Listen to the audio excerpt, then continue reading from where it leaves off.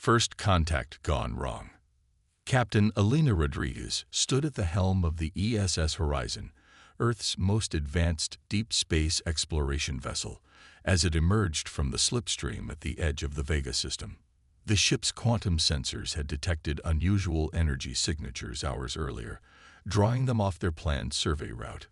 What they found would forever change humanity's place in the galaxy. Multiple debris fields detected, Captain. Lieutenant Park reported from his station, his voice tight with concern. Composition matches advanced alloys. Definitely not natural. Elena leaned forward, her dark eyes narrowing as she studied the holographic display. The debris field stretched across thousands of kilometers, telling a story of violence that made her stomach turn. After 15 years in deep space, she'd seen her share of tragedies, but something about this felt different. Life signs, she asked, though she already suspected the answer. Faint readings from the third moon, Park responded. And, Captain, you need to see this. The main view screen filled with an image that made the bridge crew fall silent. A massive vessel, easily 3 times the size of the Horizon, drifted in the void. Its elegant crystalline architecture marked it as definitely non-human, but what caught Elena's attention were the massive wounds torn into its hull. This hadn't been an accident. Get us closer, Elena ordered, but maintain defensive posture. Whatever did this might still be around. As the Horizon approached, they detected more signs of what had happened. The attack had been recent. Energy readings suggested less than 48 hours ago. The ship's database identified the crystalline vessel as belonging to the Etherians, a peaceful species known for their advanced art and philosophy. They were one of the few alien civilizations humans had established diplomatic contact with, though interactions had been limited. Captain, we're picking up a signal, Communications Officer Sarah Chen announced. It's weak, but it's definitely coming from the moon's surface. A distress beacon. No, ma'am. It's a warning. Before Chen could elaborate, a new signal cut through their communications. A hologram materialized in the center of the bridge, showing a tall, ethereal figure. The Aetherians' translucent skin glowed with fading bioluminescence, a sign of severe stress in their species. This is Ambassador Lyra of the Aetherian Science Council. The figure began, its voice carrying a musical quality even through the obvious pain. To any vessels receiving this message, beware. The Drachnid Empire has violated all known conventions of warfare. The ambassador's voice broke.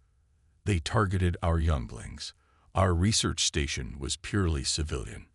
The younglings were here to learn about the stars. Elena felt her hands tighten on the arms of her command chair. In all of human history, across countless cultures and conflicts, one line had remained sacred: the protection of children. The fact that this advanced civilization had maintained the same moral principle made the violation even more profound. Send a response, Elena ordered. Let them know we're here to help. But before they could transmit, their sensors detected new signatures entering the system. The massive angular ships that emerged from slipspace bore no resemblance to the elegant Aetherian vessel. Their hulls were covered in weapons arrays, and their design spoke of a civilization built for war. Drachnid vessels, Park confirmed. 5 capital ships, they're heading toward the moon. Elena stood, her decision made before she even consciously thought about it. The Horizon was an exploration vessel, but like all human ships, it carried significant defensive capabilities. Humanity had learned that lesson early in their spacefaring days. Contact Earth Command, she ordered. Send them everything we've seen. And then get our weapons online. Captain, her first officer questioned. The Horizon isn't a warship. Those are capital ships. Elena's expression hardened as she watched the Drachnid vessels approach. No, she agreed. But we're human, and we just witnessed something unforgivable. We're not going to stand by and watch it happen again. The bridge crew straightened in their seats, each feeling the weight of what was coming. They were about to engage an alien force that had already demonstrated its brutality. The odds were overwhelmingly against them, but they had all seen the evidence of what these aggressors were capable of, and not one of them hesitated. "All hands, battle stations," Alina commanded. "We may be outgunned, but we're going to buy those survivors time. And we're going to show these drachnids exactly what happens when you cross a line that no species, human or alien, should ever cross." As the Horizon's weapons came online and its shields powered up, Alina thought about all the first contact scenarios they had trained for. None of them had prepared her for this, but sometimes the right course of action was clear, regardless of protocols or odds. "Send a message to the Drachnid fleet," she ordered. "Tell them that this system is now under the protection of humanity, and if they want to harm any more children, they'll have to go through us first." The Horizon moved to position itself between the Drachnid fleet and the moon, a single ship facing down an armada. What happened next would echo across the galaxy, marking the moment when humanity showed the cosmos that while they came in peace, they would fight with everything they had to protect the innocent. In the silence before the battle, Alina remembered an old quote from Earth's history: "The only thing necessary for the triumph of evil is for good people to do nothing." Today, humanity would do something, and the galaxy would never be the same. The human response. The news from the ESS Horizon reached Earth like a thunderbolt. Within hours, the United Earth Defense Council convened an emergency session, their chamber filled with grim-faced representatives from every major nation. Admiral James Chen, father of the Horizon's communications officer, stood before them, his holographic presentation showing the evidence Captain Rodriguez had transmitted. The images spoke for themselves: the destruction of the Aetherian research station, the targeting of civilian areas, the proof of deliberate attacks on children. When the presentation ended, the chamber remained silent for a long moment. "We've maintained a policy of limited intervention in alien conflicts," Council President Adebayo finally said, his deep voice heavy with emotion. "But this changes everything." Admiral Chen nodded. "The Horizon is currently engaged with Drachnid forces, buying time for Aetherian survivors. Captain Rodriguez has requested immediate reinforcement. The 7th Fleet is closest," someone suggested. "Not enough," Chen responded. "We're dealing with an empire that's demonstrated both advanced technology and a willingness to ignore all conventions of warfare. We need something unprecedented." President Adebayo leaned forward. "What are you suggesting, Admiral?" "Operation Sanctuary."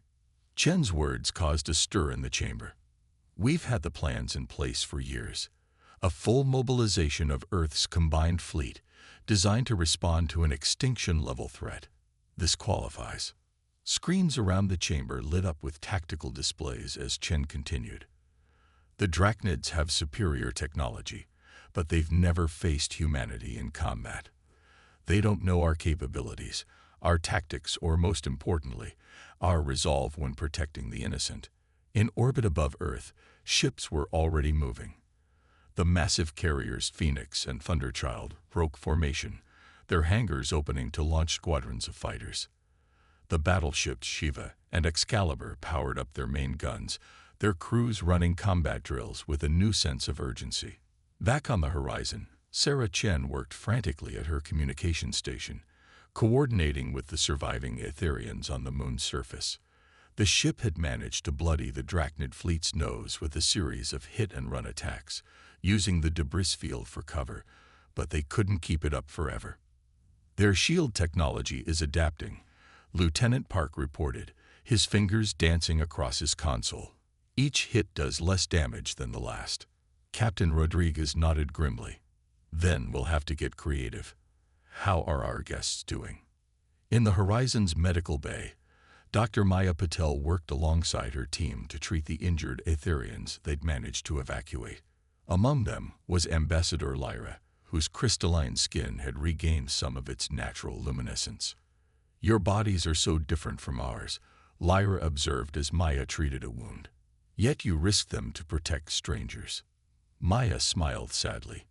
"Where I come from, there's an old saying, it takes a village to raise a child." We believe that protecting children, any children, is a universal responsibility. Lyra's inner light pulsed with understanding. The Drachnids believe that showing mercy is weakness, that targeting the young will break their enemies' will to fight. They're about to learn how wrong they are, Maya replied, her gentle healer's hand steady as she worked. Humanity has its flaws, but harming children, that unites us like nothing else. On Earth, the response continued to build. Shipyards that had been competitive rivals now worked in concert, sharing resources and designs. Defense satellites were reprogrammed, their targeting systems updated with Drachnid signatures provided by the Horizon scans. Admiral Chen stood in the Fleet Command Center, watching as ships from every nation formed up into battle groups. The Chinese Long March carriers flew alongside American Aegis destroyers. Russian pulse cannon platforms coordinated with European stealth frigates. Indian shield generators protected Japanese kinetic strike vessels. The Drachnids think size equals strength, Chen mused to his staff. They've built an empire through brute force and terror, but they've never faced a species that turned its entire scientific and industrial might toward a single purpose overnight. A junior officer approached with a tablet. Sir, the first wave is ready for launch. We've also received word from our colonies on Mars and Europa. They're sending everything they have. Chen took the tablet, reviewing the numbers. Humanity was about to commit its largest combined fleet in history to this fight, not for territory or resources, but because somewhere across the galaxy, children had been murdered, and that could not stand. The Drachnids had made a fundamental miscalculation. They assumed that a species would only fight all-out war for its own survival. They didn't understand that humans would do it for others, especially for children. Their empire had lasted for centuries through fear and overwhelming force, but they were about to learn that there were things far more powerful than fear. In the council chamber, President Adebayo stood to address the representatives. Let history record that on this day, humanity chose to stand. Not for profit or power, but for the simple truth that some lines must never be crossed. The Drachnid Empire believes they can act with impunity because they are strong. We will show them that true strength lies not in the ability to destroy, but in the will to protect. The vote was unanimous. Within hours, the largest fleet humanity had ever assembled began jumping toward the Vega system. Leading them was the newly commissioned Dreadnought Justice, its hull bearing the names of every child lost in the Aetherian Massacre. The galaxy was about to learn an important lesson. Never mistake humanity's preference for peace as an inability to wage war, especially not when the innocent were threatened. The Battle of Proxima. The Drachnid commander Vex stood on the bridge of his flagship, the Eternal Dominion, watching the tactical display with growing unease. The humans had done something unprecedented.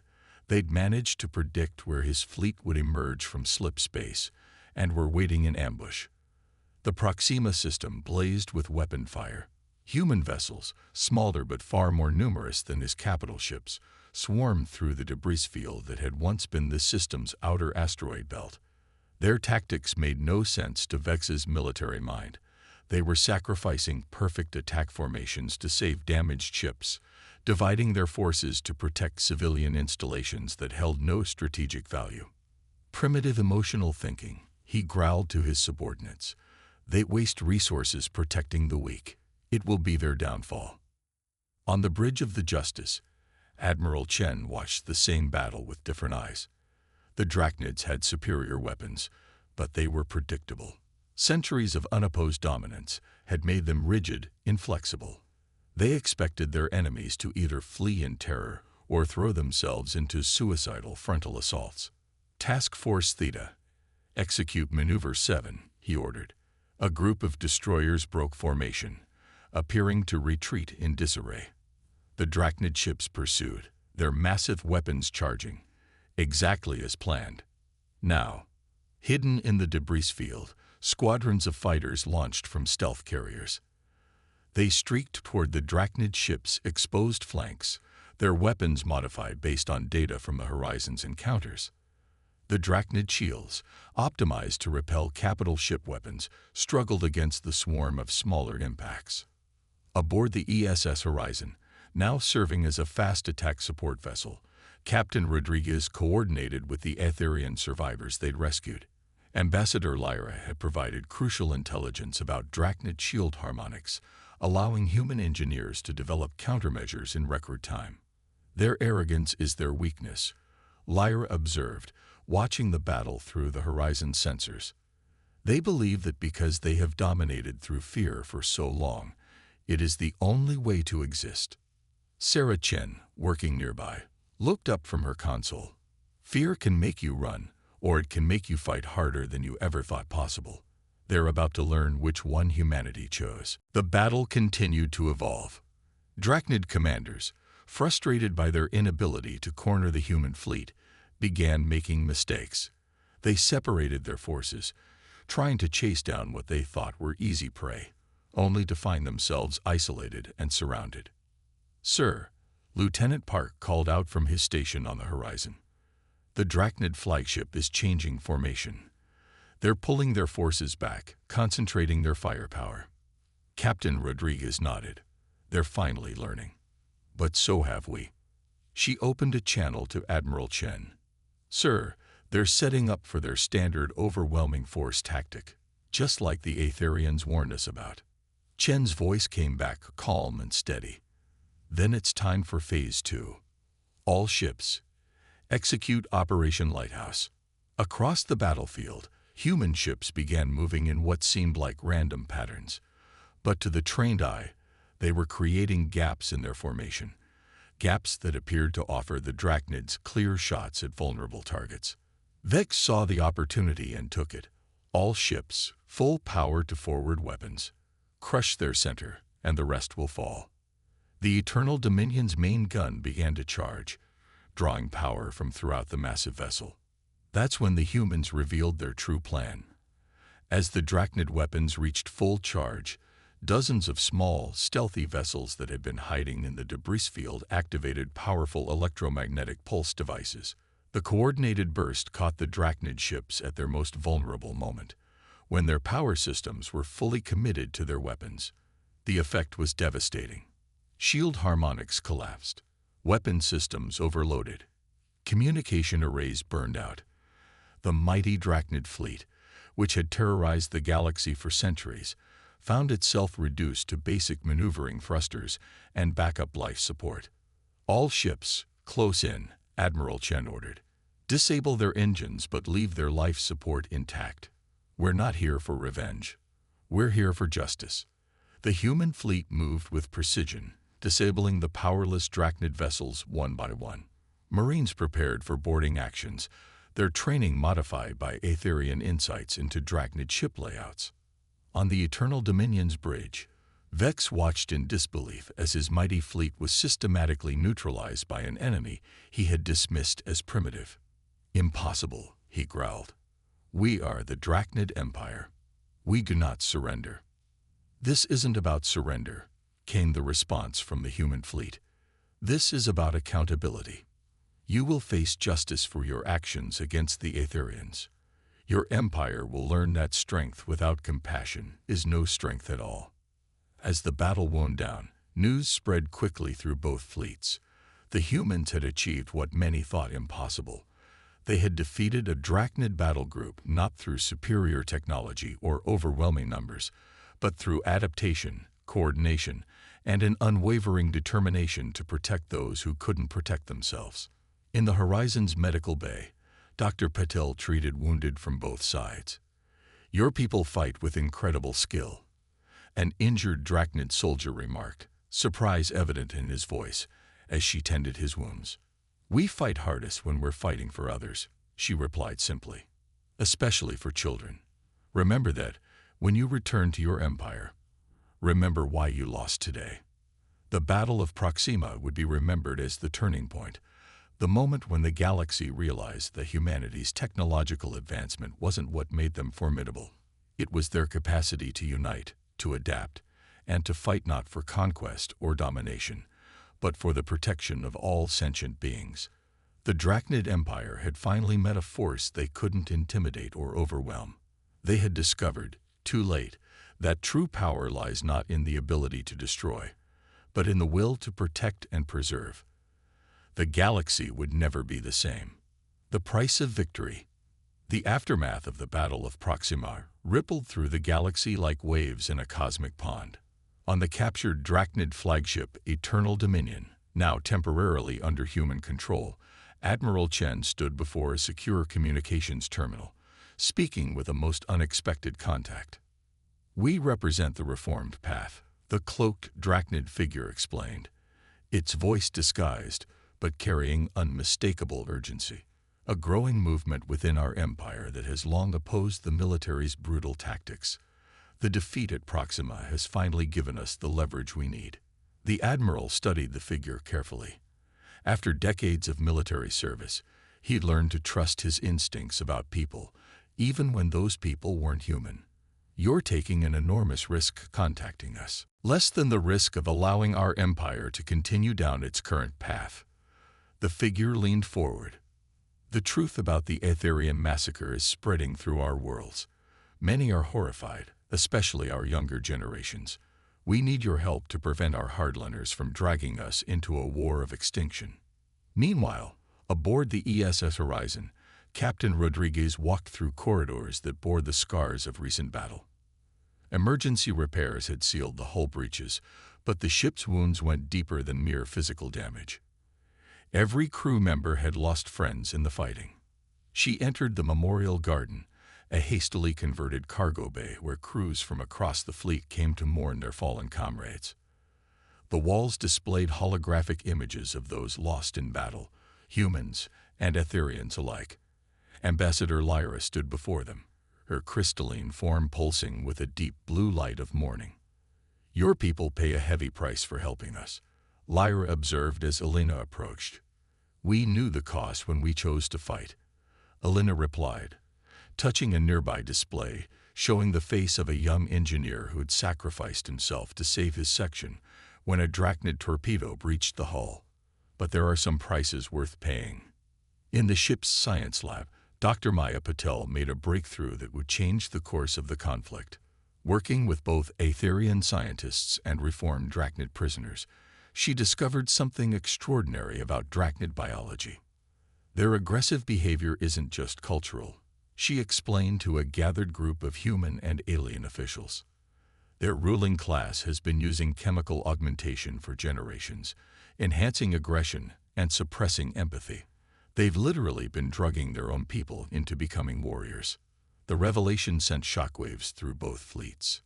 Many of the captured Drachnid soldiers, now free from the influence of these chemicals, began experiencing profound psychological changes. Some broke down in horror at their past actions. Others offered crucial intelligence about their empire's operations, driven by a desperate need to make amends. Sarah Chen, monitoring communications from across Drachnid space, detected a growing wave of unrest. "Their younger generations are rejecting the old ways," she reported. "Every time we broadcast evidence of the Aetherian massacre, more systems declare their opposition to the military leadership." But victory was far from assured. The hardline faction of the Drachnid military, led by High Commander Voss, responded to the Proxima defeat with ruthless determination. They began attacking their own civilian populations, declaring any system that showed sympathy to the humans or Aetherians to be traitorous. "They're backing themselves into a corner," Admiral Chen observed during a strategy session, "making themselves into exactly the monsters we accused them of being." Lieutenant Park, who had been analyzing Drachnid fleet movements, raised a concerning point. "Sir, they're gathering their remaining forces for one massive assault. Early estimates suggest they're committing everything they have left, 3 times the ships we faced at Proxima." The news spread quickly through the human fleet. They had won their first major battle, but the war was far from over. The hardliners were preparing to demonstrate why the Drachnid Empire had dominated this sector of space for so long. Yet something unprecedented was happening. As news of the coming battle spread, ships began arriving from across the galaxy. Not just human vessels, but chips from dozens of species who had suffered under Drachnid aggression. The Aetherian tragedy had become a rallying cry, a line in the sand that united former rivals and enemies. Ambassador Lyra, watching the Allied fleet grow, shared a profound observation with Captain Rodriguez. For centuries, the Drachnids maintained power by keeping other species afraid and divided. In their final act of cruelty against our children, they accidentally created something they never imagined possible: unity. In the secured medical bay of the Justice, Maya continued working with reformed Drachnid scientists to develop a countermeasure to the chemical conditioning. The work was dangerous. Hardline agents had already made several attempts to stop their research. But for every Drachnid that turned against the old ways, dozens more began questioning their empire's actions. We thought we were making ourselves stronger, a reformed Drachnid scientist named Kex told Maya as they worked. Instead, we were making ourselves into something that no evolved species should ever become: creatures without compassion. As the combined fleet prepared for what would surely be the decisive battle of the war, Admiral Chen received another message from the reformed path. This one contained something unprecedented: access codes to the Drachnid military's command and control network. Use them wisely, the mysterious contact advised. The future of not just our species, but all species in this sector, depends on what happens next. The stage was set for a confrontation that would determine not just the outcome of the war, but the future of galactic civilization. Humanity had started this fight to protect innocent children. They would end it by showing the galaxy that true strength comes not from the ability to destroy, but from the courage to protect, to heal, and when necessary, to forgive.